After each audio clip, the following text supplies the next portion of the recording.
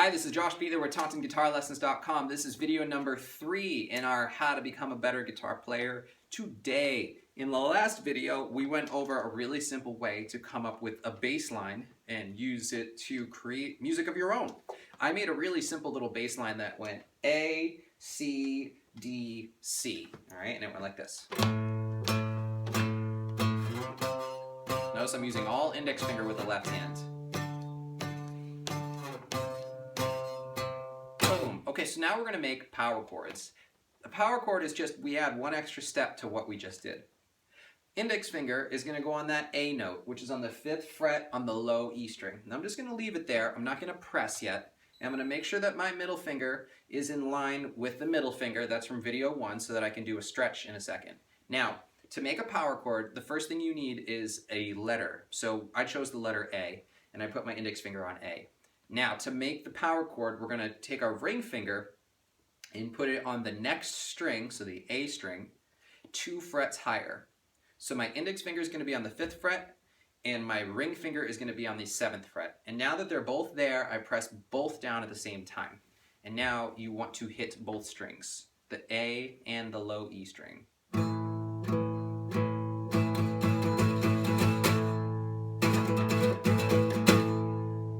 You get more of a rock sort of sound, a country rock sort of sound.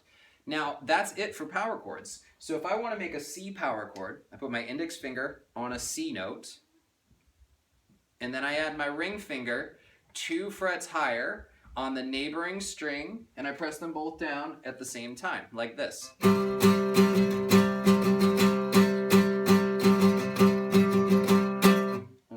Now to make a D power chord, I put my index finger on the 10th fret and put my ring finger 2 frets higher on the A string and press them both down. Okay, so if we put all of those together with just the left hand, no strumming, we have an A power chord on the 5th fret. I can press both at the same time. Now when I move to the C chord, I relax both fingers. I don't flick them away, I just stop pressing. Now I slide both up to their correct spot, so index finger's on the 8th fret, here's my power chord.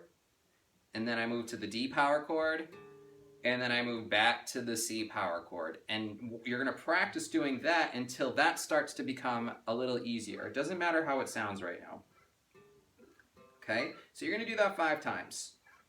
And when you've done that, and you can kind of move the left hand with a little bit of consistency, now we're going to add 4 strums to each chord. Now for right now, don't worry about how it sounds if you're accidentally hitting wrong strings with this hand, okay? As long as the guitar is in tune, that's all that matters right now. But if you accidentally hit some wrong strings, we're not trying to fix right hand challenges right now. We're showing you how to make music with the left hand.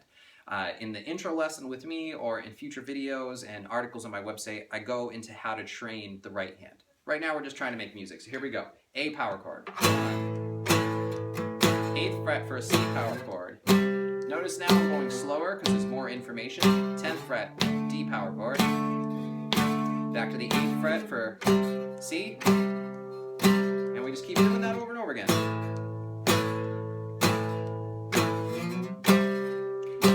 Good.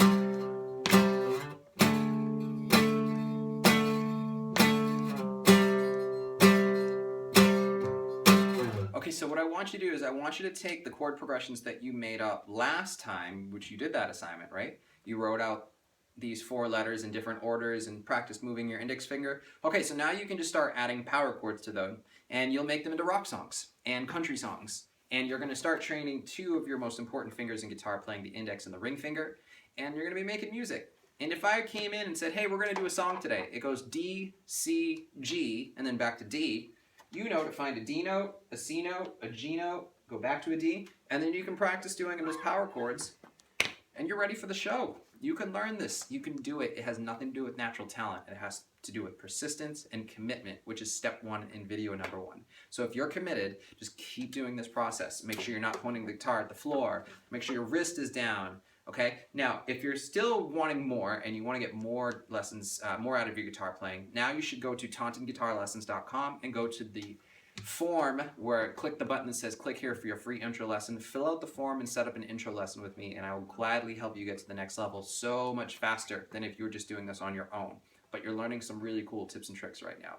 So in the next 2 videos, we're going to go over how to master chord switches, and then I'm going to show you a cool little trick that you can do for the right hand that takes hardly any time, and if you just practice it over and over and over again, the right hand will get a lot smarter, so eventually you'll be able to strum and do a lot more intricate ideas with the right hand. Okay? So, this is Josh Beatler with TauntMeGuitarLessons.com. Be sure to work on your power chord progressions, and I'll look forward to seeing you in your intro lesson, but also be sure to look out for the next video. Practice. Rock on.